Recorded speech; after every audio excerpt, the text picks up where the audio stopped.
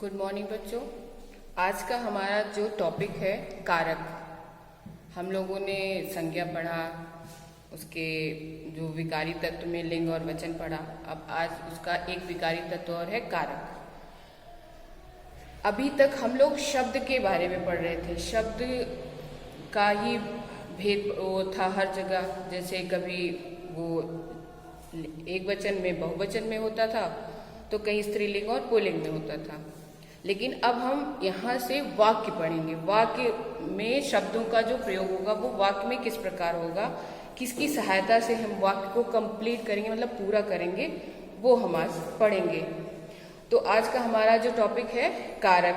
कारक उसे कहते हैं जब किसी वाक्य में संज्ञा या सर्वनाम का जो संबंध होता है, वाक्य के क्रिया या अन्य शब्दों से जो संबंध प्रकट करता है, जिन शब्दों द्वारा संबंध वो प्रकट किया जाता है, उसे कारक कहते हैं।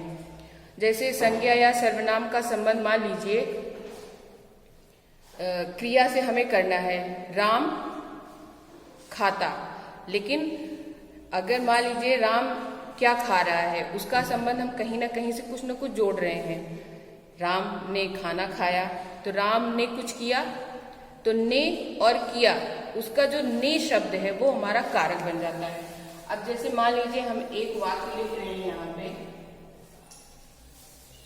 राम ने रावण को बाण से मारा। अब ये वाक्य है हमारा, राम ने रावण को बाण से मारा। अब यहाँ पे है राम और रावण, इन दोनों का जो संबंध बन रहा है ने शब्द से डाल रहे हैं। रावण को बाण से मारा, यहाँ पे को शब्द आया, और यहाँ से बाण से। अगर हम इनको हटा दें, ने हटा दें, को हटा दें और से हटा दें, तो ये वाक्य हमारा पूरा नहीं होगा। हो जाएगा राम रावण बाण मारा। लेकिन जो इसमें बीच में जो ये शब्द लग रहे हैं ने, को, से, यही कारक है। जो कारक जब किसी भी वाक्य में लगता है तो वो पद बनाता है, और पदबंध बन के ही पूरा वाक्य कंप्लीट हो जाता है। अगर बिना कारक के हम कोई भी वाक्य लिखेंगे तो वो कारक कंप्लीट नहीं होगा, वो वाक्य कंप्लीट नहीं होगा। इसका अर्थ है कि कारक का वाक्य में बहुत ही अहम भूमिका होती है, इसीलिए आज इसी को हम पढ़ेंगे। इसका ये समझ में है, जैसे राम रावण ये दोनों संज्ञा शब्द हुए, बाण ये भी संज्ञा शब्द है, मारा क्रिया है।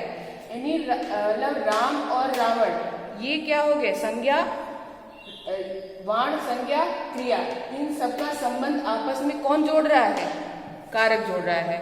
राम रावण बाण मारा, मतलब संज्ञा का संज्ञा से, संज्ञा का क्रिया से जो आपस में संबंध बना रहा है वो कारक बना रहा है। बिना कारक के वो संबंध पूरा नहीं हो रहा है। अर्थात किसी भी वाक्य में संज्ञा या सर्वनाम का संबंध वाक्य के अन्य संज्ञा या सर्वनाम या क्रिया से जो शब्द संबंध बनाता है उसे कारक कहते हैं। अब आगे पढ़ते हैं हम लोग, कारक के कितने भेद होते हैं। जैसे हम लोगों ने संज्ञा पढ़ा था, उसमें पहले संज्ञा क्या होती है, फिर संज्ञा के भेद, क्योंकि हर संज्ञा को एक नाम दे दिया गया। अगर वो भावना है तो भाववाचक संज्ञा है, अगर वो जाति बता रहा है तो जातिवाचक संज्ञा। उसी तरह कारक भी अपना भेद लेके है कि कहाँ पे कौन सा कारक प्रयोग हो रहा है। तो इसके 8 भेद होते हैं, कारक के 8 भेद होते हैं। पहला होता है कर्ता। कर्ता मतलब करने वाला।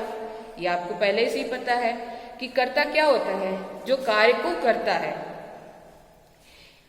अर्थात कर्ता कारक वो कारक होता है जिसमें कार्य करने वाला हमें दिखाई देता है। इसका जो कर्ता चिन्ह, कारक चिन्ह होता है वो ने होता है। जैसे ने कर्म का को। अब जैसे राम ने खाना खाया, राम क्या है, कर्ता है, और राम कर्ता के साथ क्या लगा, ने लगा। राम ने कोई कार्य किया, खाना खाने का कार्य किया, ये मतलब खाना खाया ये क्रिया हुआ, और राम संज्ञा हुआ। संज्ञा और क्रिया का जो संबंध बना वो ने से। ने क्या है, कर्ता कारक। कर्ता कारक का विभक्ति चिन्ह ने होता है। ये जो ने है इसको विभक्ति चिन्ह बोलते हैं। ये सारा जो है ये विभक्ति चिन्ह है।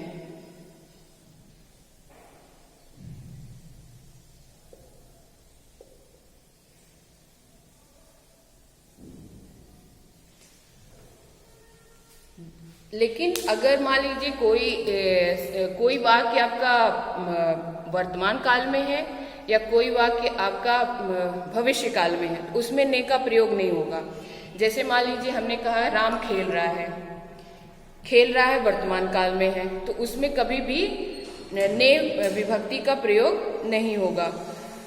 अब जैसे फ्यूचर का है राम खेलने जाएगा, उसमें भी विभक्ति चिन्ह ने का प्रयोग नहीं। लेकिन अगर होगा राम ने खेला तो ने यहाँ पे आया, राम ने खेला। इसका अर्थ है ये भूतकाल में ही हम कर्ता जो है कर्ता कारक का ही प्रयोग होता है, उसमें ने चिन्ह का। बाकी वर्तमान में और भविष्य में वो उसी में ही छुपा रहता है, वो हमें दिखाई नहीं देता या हमें पढ़ने में वो नहीं समझ में आता। ठीक है। दूसरा हमारा है कर्म कारक। कर्म कारक होता है को, इसकी विभक्ति चिन्ह को होती है। अब जैसे हमने यहीं पे पढ़ा था राम ने कर्ता हो गया, क्योंकि राम ने ही वो कार्य किया। कौन सा कार्य किया, कौन सा कर्म, कर्म मतलब होता है कार्य। कौन सा कार्य किया, रावण को, मतलब राम ने रावण को मारा, यानी मारने का काम किया। किसको, रावण को, मतलब उनका क्या कर्म था, रावण को मारना। तो राम ने रावण को यहाँ पे हो गया कर्म कारक।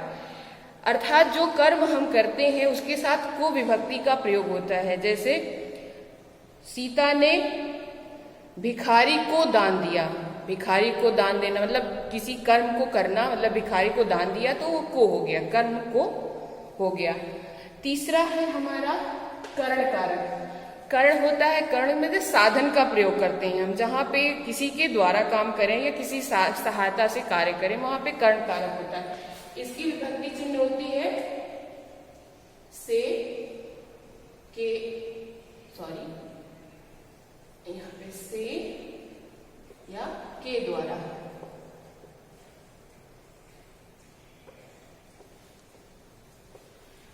अर्थात कर्ण कारक में साधन का प्रयोग होता है। जैसे मान लीजिए आपने यहाँ पे ही आप देखिए बाण से मारा, रावण को मारने का जो साधन प्रयोग किया गया बाण से मारा।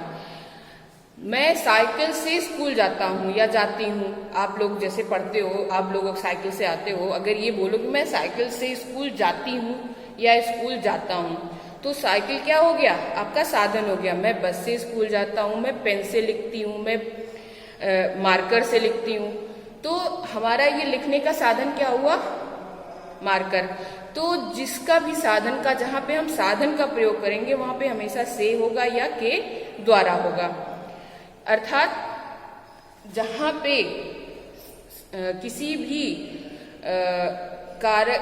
भी वाक्य में से या के द्वारा का प्रयोग किया रहेगा तो वो वहां पे क्या हो जाएगा, कर्ण कारक का प्रयोग हुआ रहेगा। जैसे राम ने खाना खाया तो ये कर्ता कारक हुआ क्योंकि ने लगा है। राम ने रावण को मारा तो रावण को, कर्म को, उसने उसको फूल दिया, किसको फूल दिया, या राम ने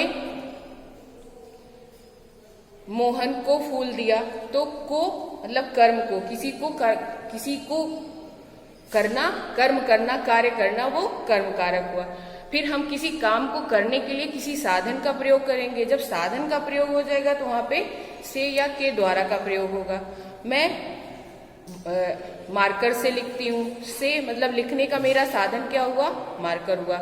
से आप साइकिल से स्कूल जाते हैं, साइकिल आपका जाने का साधन हुआ, तो साइकिल से। मैं बस के द्वारा यात्रा करती हूँ, तो बस के द्वारा यात्रा करने का हमारा साधन क्या हुआ, बस हुआ। तो के द्वारा या से जहाँ पे प्रयोग हुआ रहेगा वहां पे क्या हो जाएगा, वहां पे कर्ण कारक हो जाएगा। ठीक। नेक्स्ट हमारा है संप्रदान। संप्रदान होता है, इसका विभक्ति चिन्ह होता है लिए, के लिए मतलब हम किसी के लिए कोई कार्य जब करें तो वहां पे वो संप्रदान कारक होता है। अब मान लीजिए जैसे अब इसी वाक्य को अगर हम कंप्लीट करें, राम ने रावण को सीता के लिए, मतलब सीता को उसने हरण किया था, सीता को बचाने के लिए राम ने रावण को मारा। यानी राम ने सीता के लिए काम किया रावण को मारने का। हम किसी के लिए कोई कार्य करें तो वहां पे संप्रदान कारक होता है। अब जैसे आप लोग कहें कि मैं मम्मी के लिए गिफ्ट लाई, ठीक, तो आपने किसी के लिए कोई कार्य किया, संप्रदान वहां पे हुआ। जैसे मम्मी के लिए आपने गिफ्ट लिया, पापा के लिए पेन खरीदा। तो जब हम किसी के लिए कोई कार्य करें वहां पे क्या होगा, संप्रदान कारक होगा। ठीक है, नेक्स्ट हमारा है अपादान कारक। अब यहाँ पे आपका कंफ्यूजन थोड़ा बढ़ जाता है, यहाँ पे भी से का प्रयोग होता है, करण कारक में भी से का प्रयोग होगा और अपादान कारक में भी से का प्रयोग होगा, लेकिन ये से जो है ये अलगाव दिखाता है। यहाँ पे वो साधन बनाएगा, करण कारक में साधन बनाएगा कि आप पेन से लिखते हो, यानी आपके हाथ में वो पेन है जिसकी सहायता से आप वो काम कर रहे हो लिखने का। लेकिन जब अपादान कारक आएगा तो वहां पे वो क्या हो जाएगा, वहां पे वो अलगाव दिखा रहा है, मतलब अलग होने की स्थिति कर रहा है। जैसे आप गए, मैं घर से स्कूल गया, स्कूल आप गए तो कहीं से अलग हुए, स्कूल से अलग, अपने घर से अलग हुए। पेड़ से पत्ता गिरा, पेड़ से पत्ता अलग हुआ, तब वहां पे से का प्रयोग हुआ। आप अगर कहो कि मैं बाजार से फल लाया, फल आप बाजार गए, वहां से फल को क्या खरीद लाए, तो वो अलग हो गया बाजार से, तो क्या हो गया, यहाँ पे भी अपादान कारक हो गया। अर्थात मतलब अगर ये कहा जाए कि जहां पे अलग हमें किसी भी संज्ञा या सर्वनाम से अलग दिख रहा है, किसी भी कारक द्वारा, तो वहां पे क्या हो जाएगा, अपादान कारक। मतलब अपादान कारक क्या हुआ, अलगाव हमें दिखा रहा है, अलग होने की स्थिति दिखा रहा है। पेड़ से पत्ते गिरते हैं, हिमालय से नदियां निकलती हैं, आकाश से तारे टूट के गिरते हैं, तो जहां से वो अलग हो रहा है वो क्या हो गया, वो वहां पे हो गया अपादान कारक। ठीक है, नेक्स्ट हमारा है संबंध कारक। अब यहाँ पे संबंध कारक ये होता है वही जो शुरू में हमने बताया कि एक दूसरे से संबंध बताते हैं। यहाँ पे जो संबंध होता है वो यहाँ पे आ जाता है संबंध का की, के। अब का की के, जैसे राम का भाई, भाई का राम से संबंध का, सीता की बहन, सीता की बहन, राम के पैसे, पैसा और राम का संबंध, मोहन की किताब, किताब और मोहन का संबंध। मतलब यहाँ पे का की के मतलब एक दूसरे से रिलेट कर रहे हैं, एक दूसरे से संबंध जोड़ रहे हैं, तो वहां पे संबंध कारक होता है। मतलब जिस कारक में संज्ञा या सर्वनाम का संबंध दूसरे संज्ञा या सर्वनाम से संबंध बताए, या एक शब्द का संबंध दूसरे शब्द से बताए, वहां पे क्या हो जाएगा, संबंध कारक हो जाएगा।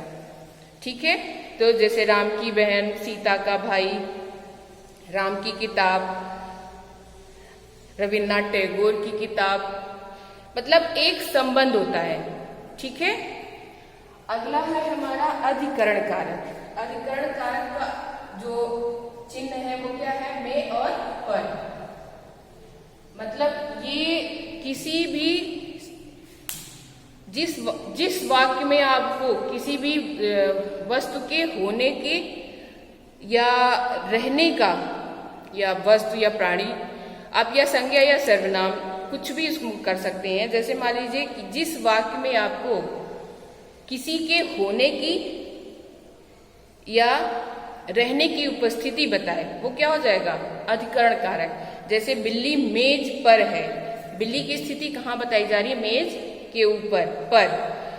मछलियां तालाब में है, मछलियों की स्थिति कहाँ बताई जा रही है, तालाब में। तो में और पर, बच्चे कक्षा में है या बच्चे मैदान में है, या ये कहिए टीचर कक्षा में है, डॉक्टर हॉस्पिटल में है, जिसके होने की स्थिति जहां भी बताई जाती है वहां पे वहां पे क्या होता है, अधिकरण कारक होता है। में और पर का उसमें प्रयोग हुआ रहेगा उस वाक्य में। ठीक है। इसके बाद होता है हमारा लास्ट जो होता है वो संबोधन कारक। संबोधन कारक आप अपने आप इसमें, संबोधन मतलब क्या होता है, किसी को संबोधित करना, किसी को बुलाना। जैसे कह रहे हरी तुम आ गए, तो अरे जो शब्द हुआ, और इसका सबसे ज्यादा जानते चिन्ह क्या है, इसका चिन्ह होता है विस्मयादि बोधक चिन्ह। ऐसे प्रयोग हुआ रहेगा। जैसे मान लीजिए यहाँ लिखा अरे, तो अरे के बाद ये चिन्ह प्रयोग हुआ रहेगा। हे के बाद ये चिन्ह, वाह उसके बाद ये चिन्ह। तो ये अपने आप में एक पूरा वाक्य होता है। अगर हमने कह दिया वाह, इसका मतलब हमें कुछ बहुत पसंद आया, हमने एक वाक्य का प्रयोग कर दिया, वाह ये तो बहुत अच्छा है। उसी तरह अरे, अरे मतलब आश्चर्यजनक हमें दिख रहा है कि हमारे अंदर बहुत आश्चर्यजनक कोई बात हमने देखी और उसमें आश्चर्य हो, छी मतलब कोई गंदी सी चीज देख ली, तो ये अपने आप में पूरा होता। इसका एक चिन्ह होता है विस्मयादि बोधक चिन्ह, जिसको इंग्लिश में आप एक्सक्लेमेशन मार्क कहते हो। ठीक है। ये हमारा है कारक। अगर जैसे कारक, फिर से हम एक बार आपको रिपीट बता देते हैं। कारक क्या होता है, किसी भी वाक्य में संज्ञा या सर्वनाम का संबंध, वाक्य में आए संज्ञा या सर्वनाम या क्रिया से जो संबंध बताता है उसे क्या कहते हैं, कारक कहते हैं। जैसे राम ने रावण को बाण से सीता के लिए मारा, तो इसमें कितने भी कारक का प्रयोग हो गया, बहुत लंबा सा है ये। या ये कहिए भगत सिंह ने देश की आजादी के लिए अपने प्राण को न्यौछावर कर दिया, इसमें भी कई कारक का प्रयोग हुआ है। तो कारक जो होता है वो वाक्य को जोड़ता है आपस में, वाक्य के शब्दों को आपस में जोड़ता है। एक वाक्य में आए हुए शब्द जो है वो आपस में कारक चिन्ह के द्वारा ही जुड़े हुए रहते हैं। जो कारक के चिन्ह होते हैं उनको विभक्ति चिन्ह भी बोलते हैं, या परसर्ग चिन्ह। परसर्ग मान लीजिए अभी आपको सीनियर क्लासेस में और पता चलेंगी, लेकिन अभी इसको क्या बोलेंगे, विभक्ति चिन्ह बोलेंगे। मतलब आपको क्या जानना है, विभक्ति चिन्ह। तो विभक्ति चिन्ह इसके कौन कौन से हो गए, कारक के 8 भेद हैं, आप ये जान गए हैं। पहला है कर्ता, सबसे पहला होता है जो कार्य करे वो कर्ता होता है। जो कर्ता जो काम करे वो कर्म कारक होता है। कर्ता कर्म जो है वो किसी के द्वारा करेगा, किसी साधन के द्वारा करेगा, तो वहां पे करण कारक हो जाएगा। फिर करण किसी के लिए करेगा तो संप्रदान कारक हो गया। हो सकता है किसी के लिए करते करते वो कहीं से अलग हो रहा हो तो अपादान कारक हो जाएगा। फिर मान लीजिए आपको लगे कि अलग हो रहा है तो अपादान कारक हो गया। फिर कहीं पर वो गया है तो अधिकरण कारक हो गया। किसी का किसी से संबंध बता रहा है तो संबंध कारक हो गया। किसी को बुला रहा है अचानक से कि कोई उसके मन में शब्द आ रहे हैं तो संबोधन कारक हो गया। मतलब कि जितने भी ये कारक हैं वो अपने आप में ही क्या है, बहुत ही मतलब हमारे शब्द नहीं आ रहे इस चीज के लिए कि वो हमें हर एक चीज को बता रहा है कि वाक्य को कंप्लीट करने के लिए, पूरा करने के लिए हमें इन्हीं कारक चिन्हों का जरूरत होता है, कारक चिन्हों की आवश्यकता होती है। जैसे कर्ता ने कर्म को करण से के द्वारा संप्रदान के लिए अपादान से अलग संबंध कारक का के अधिकरण कारक में पर संबोधन अरे हे वाह आदि।